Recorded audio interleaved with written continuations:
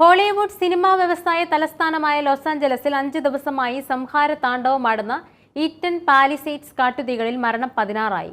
വരണ്ട കാറ്റിന്റെ ശക്തി അല്പം കുറഞ്ഞതോടെ അൽറ്റാഡെനെ അടക്കമുള്ള ഇടങ്ങളിലെ തീ ശമിപ്പിക്കാൻ കഴിഞ്ഞെങ്കിലും ശനിയാഴ്ച വൈകിട്ടോടെ പസഫിക് പാലിസേഡ്സിലെ 1000 ഏക്കറിലേക്ക് കൂടി തീ പടർന്നു. ബ്രെൻറ്റ്വുഡിലെ കുന്നുകളിലാണ് വലിയ തീയാളുന്നത്. ഇവിടെ ഹെലികോപ്റ്റർ മാർഗം വെള്ളമടിക്കുന്നത് തുടരുകയാണ്.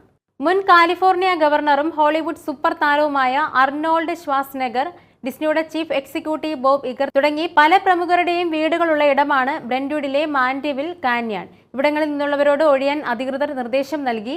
ഈ മേഖലയിൽ വൈസ് പ്രസിഡന്റ് കമല ഹാരിസിനും വീടുണ്ട്. തീ ആളിപ്പടരാൻ ഇടയാക്കിയ വരണ്ട കാറ്റായ സാന്റ ആന 24 മണിക്കൂറിനകം ശക്തി പ്രാപിക്കുമെന്നാണ് ലോസ് ആഞ്ചലസ് കാലാവസ്ഥാ സർവീസിന്റെ മുന്നറിയിപ്പ്.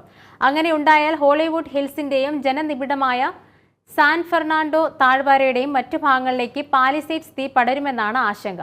കാറ്റ് ശക്തി പ്രാപിക്കും മുൻപ് കാന്യൺ മേഖലയിലെ പാലിസേഡ്സ് തീ അണയ്ക്കുന്നതിലാണ് ശ്രദ്ധ കേന്ദ്രീകരിക്കുന്നതെന്ന് അഗ്നിശമന ഓപ്പറേഷൻസ് മേധാവി ക്രിസ്റ്റ്യൻ ലിറ്റ്സ് പറഞ്ഞു.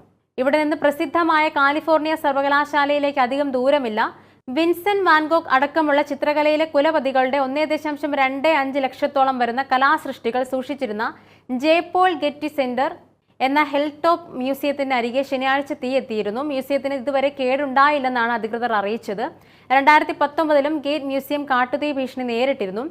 രാജ്യം യുദ്ധാന്തരീക്ഷം അഭിമുഖീകരിക്കുകയാണെന്ന് പ്രസിഡന്റ് ജോ ബൈഡൻ പറഞ്ഞു.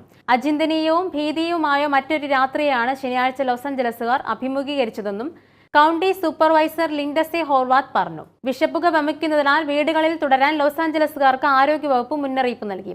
ശനിയാഴ്ച പാലിസേഡ്സ് തീ 11%, ഈറ്റൻ തീ 15% ശമിപ്പിക്കാൻ സാധിച്ചു.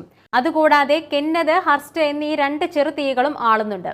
ചൊവ്വാഴ്ച തുടങ്ങിയ തീ 37,000 ഏക്കർ പ്രദേശത്തെയാണ് വിഴുങ്ങിയത്. 14,000 പേരും 1354 ഫയർ എഞ്ചിനുകളും തീ അണയ്ക്കാൻ രംഗത്തുണ്ട്. അയൽ സംസ്ഥാനങ്ങളും മെക്സിക്കോയും കാനഡയും മേഖലയിലേക്ക് സഹായം എത്തിക്കുന്നുണ്ട്.